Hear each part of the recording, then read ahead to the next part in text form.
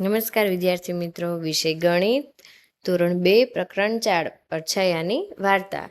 તો આપણે આજે તોગલું વાર્તા જોઈએ. વાહ, આ પડછાયા ખૂબ જ અદ્ભુત છે. આ પડછાયા કેવી રીતે રચાય છે? અહીંયા બંને બાળકો છે એ પડછાયા વિશે વાત કરે છે. અહીંયા રામ ભગવાન છે એ રાવણને મારે છે તેવું ચિત્ર, એટલે કે તેવો પડછાયો જોવા મળે છે. નકુલ અને તેના મિત્રોએ ગામના મેળામાં તોગલું ગોંબૈયા તરીકે ઓળખાતું એક છાયા નાટક જોયું. તે બધા પડછાયાને જોઈને મોહિત થઈ ગયા હતા. તો આ પડછાયાનું નાટક છે એ જોઈને બધા બાળકો મોહિત થઈ ગયા. તેઓ પણ પડછાયા બનાવવા માંગતા હતા, તેથી તેઓએ તેમની આંગળીઓથી દિવાલ પર જુદા જુદા પ્રાણીઓના પડછાયા બનાવ્યા હતા. તમે પણ પડછાયા બનાવવાનો પ્રયત્ન કરી શકો છો. અહીંયા એ બાળકોએ દિવાલ ઉપર અલગ અલગ પડછાયા પ્રાણીઓના અને પક્ષીઓના બનાવેલા છે. તમે પણ આવી રીતના પડછાયા બનાવી શકો છો. જુદા જુદા પ્રાણીઓના પડછાયા બનાવડાવીને તેમને અવાજ કાઢવાની ભૂમિકા ભજવો. તો વર્ગખંડમાં આ પ્રવૃત્તિ તમે બાળકો કરી શકો છો.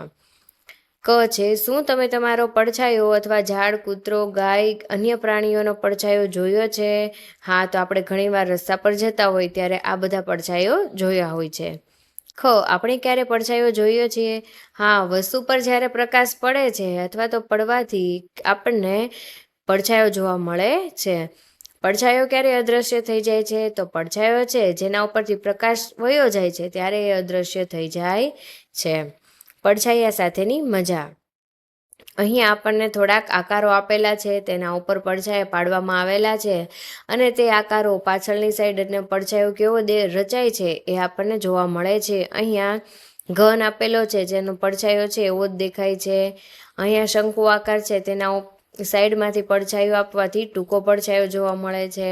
અહીંયા નળાકાર છે તેનો પડછાયો પણ લાંબો જોવા મળે છે અને ઉપરથી જ્યારે પડછાયો આપવામાં આવે છે ત્યારે તેનું પ્રતિબિંબ છે, એટલે કે પડછાયો છે એ ટૂંકો જોવા મળે છે. હવે હાથબત્તી ટોર્ચના પ્રકાશને તમારી આસપાસ વસ્તુઓ પર પાડો અને પડછાયાના આકારોનું અવલોકન કરવાનું છે. શું હાથબત્તીની સ્થિતિ બદલતા પડછાયો કદ બદલાશે? હા, આપણે અહીંયા જોયું ને કે હા, જ્યારે ટોર્ચ આપણે ફેરવીએ છીએ ત્યારે પડછાયો પણ અલગ અલગ આકાર ધરાવે છે.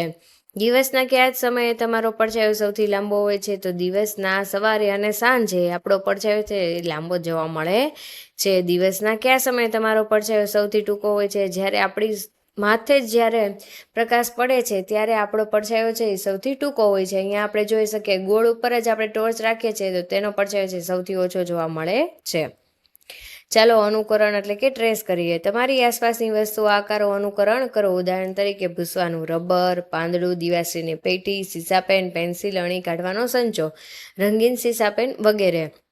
તો અહીંયા આપણે જોયું કે દિવાસળીની પેટી છે એ મૂકી અને ફરતે આપણે દોરી લેવાનું છે એટલે એનું પ્રતિબિંબ નીચે રચાઈ જાય છે, અનુકરણ થઈ જાય છે. રબર, બોક્સ, રંગ, સંચો, પાંદડું, સિક્કો, આ બધી જ વસ્તુઓનું તમે પણ અનુરેખણ કરી શકો છો. અનુરેખણ કર્યા પછી આકારો કેવા દેખાય છે? તો આપણે જોઈ શકીએ છીએ લંબચોરસ અને ગોળ આકારો જોવા મળે છે.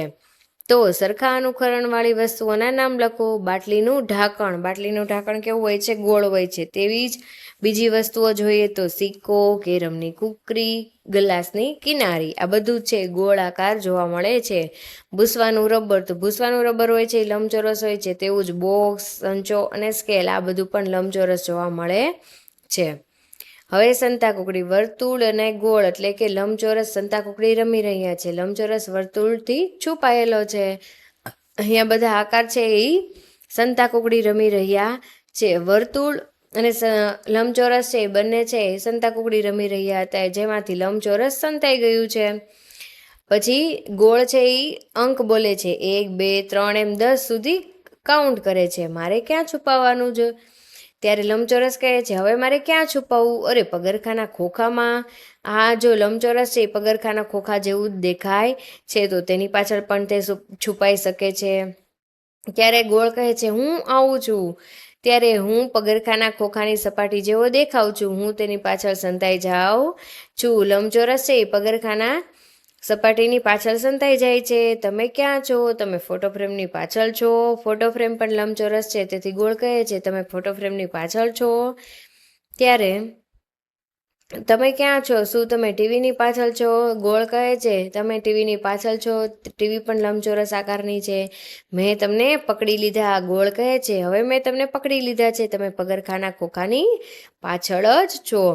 તો હવે કોની વારી આવશે? લંબચોરસની વારી આવશે કે હવે મારો વારો છે કે હું 1 2 3 10 સુધી કાઉન્ટ કરું છું. તો ગોળ કહે છે હવે મારે ક્યાં છુપાવવું જોઈએ? ત્યારે દરવાજાની ઘંટડી વાગે છે અને ત્રિકોણ તથા ચોરસ પણ આવે છે અને રમતમાં જોડાઈ જાય છે. હવે લંબચોરસ છે એ દાવ આપે છે અને ગોળ, ત્રિકોણ, ચોરસ પણ આ રમતમાં જોડાઈ ગયા છે. તે બધા હવે સાથે મળીને રમી રહ્યા છે. તો આપણને સવાલ એનાથી ઉપરથી પૂછેલા છે કે વર્તુળ ગોળ સંતાઈ શકે છે, ઘડિયાળમાં, દડામાં, બીજે ક્યાં અહીંયા સંતાઈ શકે છે? આપણે જોયું કે વર્તુળ છે અહીંયા ઘડિયાળમાં દડાઈ શકે છે. પછી ઘડિયાળ, દડો અને આ જે ઝુમ્મર છે તેમાં પણ ગોળ વર્તુળ સમાઈ શકે છે. નારંગીમાં પણ સમાઈ શકે છે. તો આપણે જોઈએ કે ટ્રોફીમાં, લેમ્પમાં અહીંયા લેમ્પ જોવા મળે છે. પછી લંબચોરસ છે એ ક્યાં સંતાઈ શકે છે? તો પગરખાના ખોખામાં, ફોટો ફ્રેમમાં, ટીવીમાં અને સુટકેસમાં. અહીંયા ટીવીમાં, ફોટો ફ્રેમમાં, સુટકેસમાં અને પગરખાના બોક્સમાં બધી કોર લંબચોરસ સંતાઈ શકે છે. પરંતુ ત્રિકોણ અને ચોરસ મૂંઝવણમાં છે કે આશ્ચર્ય છે કે હવે અમારે ક્યાં છુપાવવું જોઈએ? તો ત્રિકોણ જેવી વસ્તુઓ કઈ છે જે સંતાઈ શકે છે? તો ત્રિકોણ સમોસા છે. પછી ઘરની દરવાજા ઉપર જે ઝુમ્મર લગાવેલું છે ત્યાં એમાં પણ ત્રિકોણ જોવા મળે છે. એટલે કે ઝુમ્મરમાં અને ચંબુમાં પણ ત્રિકોણ છે. અહીંયા જુઓ ટોપી પણ આપેલી છે ત્રિકોણ. ચોરસ છુપાઈ શકે છે. ચોરસ ક્યાં છુપાઈ શકે છે? તો ચોરસ છે અહીંયા ચોરસ ફોટો ફ્રેમમાં છુપાઈ શકે છે અને અહીંયા ટેબલ છે ત્યાં પણ છુપાઈ શકે છે. પછી સાદડીના રંગ કરો. અહીંયા આપણને સાદડીમાં રંગ પૂરવાનું કહ્યું છે. ત્યારે ત્રિકોણમાં આપણે લાલ રંગ કરવાનો છે, વર્તુળમાં લીલો રંગ કરવાનો છે અને લંબચોરસમાં પીળો રંગ કરવાનો છે અને ચોરસમાં વાદળી રંગ કરવાનો છે. જુદા જુદા આકારથી તમારા પોતાની રચના એટલે કે તમારે જેવી ડિઝાઇન બનાવવી હોય તેવું બનાવો અને મનપસંદ રંગ અહીંયા ભરવાના છે. ખૂણાઓને પકડો. હવે એક ગેમ આવે છે કે નવીન અને તેના મિત્રો એક રમત રમી રહ્યા છે. નવીન દિવાલ તરફ મોઢું રાખીને ઊભો છે અને તાળી પાડી રહ્યો છે. તાળી પાડતી વખતે તેના મિત્રો મેજની આસપાસ દોડી રહ્યા છે. ત્યારે તે તાળીઓ પાડવાનું બંધ કરે છે. ત્યારે દરેક જણે અટકી જાય છે અને જે બાળક ખૂણા પર નથી તે રમતની બહાર થઈ જશે. પછી બહાર થયેલા બાળકને તાળી પાડવાનો છે એટલે એને દાવ આપવાનો રહેશે. પાછી રમત શરૂ થશે. ચિત્ર જોઈને નીચેના પ્રશ્નોના જવાબ આપો. મેજના ખૂણા પાસે ઊભેલા બાળકોને નામ આપો. તો ખૂણા પાસે કોણ કોણ ઊભું છે? સીમા, નાયરા, પરમજીત અને ઉદિત. આ 4 લોકો છે મેજના ખૂણા ઉપર ઊભા છે. શું તમે કહી શકો કે હવે પછી કોણ તાળી પાડશે? તો જે ખૂણા ઉપર નથી તેને તાળી પાડવાનો એટલે કે દાવ આપવાનો છે. તો વસીમ છે એ ખૂણા ઉપર નથી, તે બંને ખૂણાના વચ્ચે છે.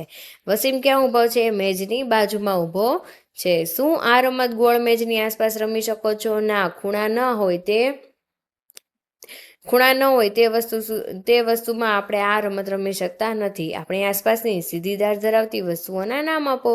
તો આ ટેબલ એટલે કે મેજ જેવી વસ્તુઓના નામ જોઈએ તો ટેબલ, બેન્ચ, બોર્ડ આ બધામાં ખૂણા અને ધાર બંને વસ્તુ હોય છે. આપણી આસપાસની ઘણી વસ્તુઓને ધાર વળેલી હોય છે.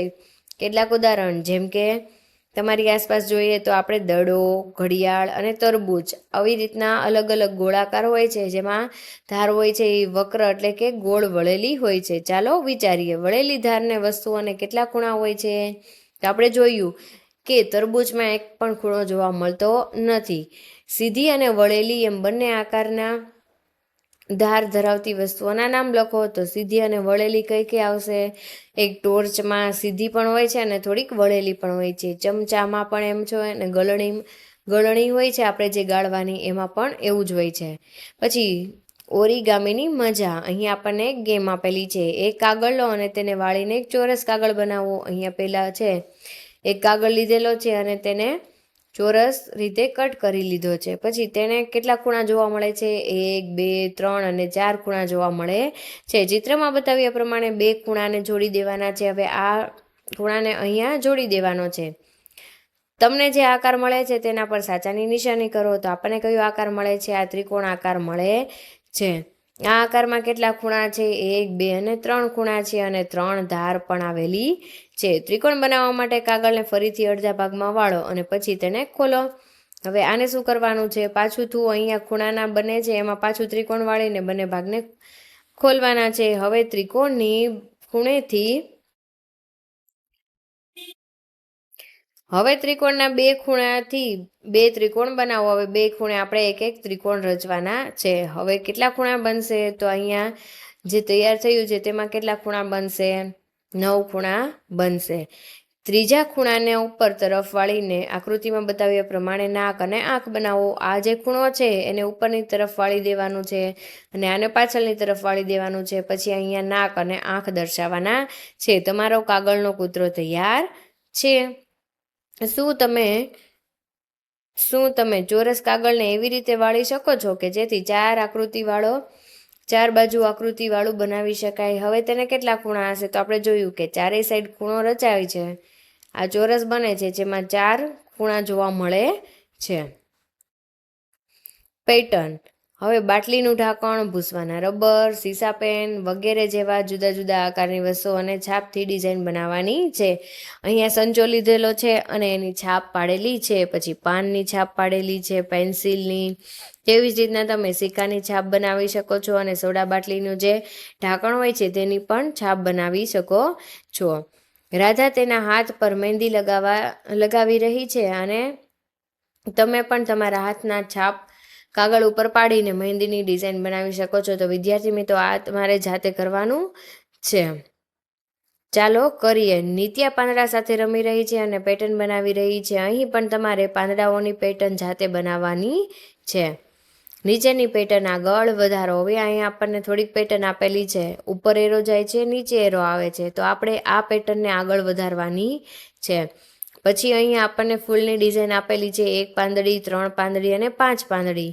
તો અહીંયા પણ આપણે દર્શાવેલી છે 1 પાંદડી, 3 પાંદડી અને 5 પાંદડી. પછી અહીંયા ગોળ વર્તુળની અંદર એક પાંદડી જેવો આકાર દર્શાવેલો છે જે પેટર્નને આગળ વધારવાની છે. પછી ઘણા પેટર્નમાં આપણે કલર પણ કરવાનો છે. તો અહીંયા જોઈએ તો આ પેટર્નમાં આપણે રંગ પણ પૂરવાનો છે.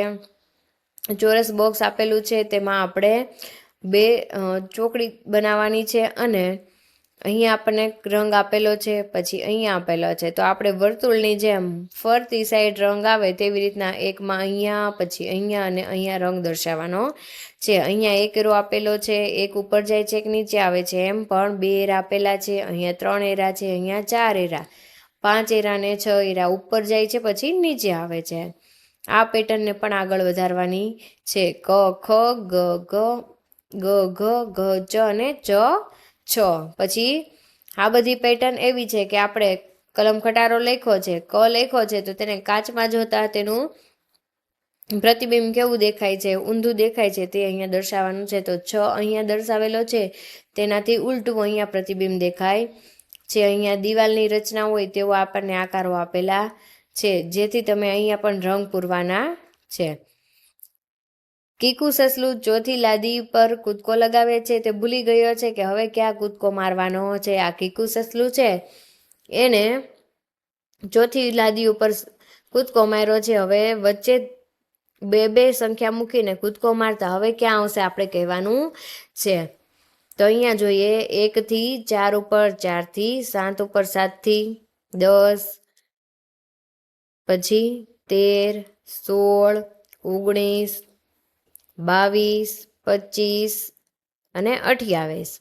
આવી રીતના કીકુ સસલું છે એ આગળ ચાલે છે. પછી આપણે આગળ જોઈએ. આગળની લાદી ઉપર વર્તુળ દોરી તેને મદદ કરવાની છે. કીકુની માતા પણ છઠ્ઠી લાદી ઉપર કૂદકો લગાવે છે અને આગળની લાદીમાં ચોકડીની નિશાની કરીને તેને મદદ કરવાની છે.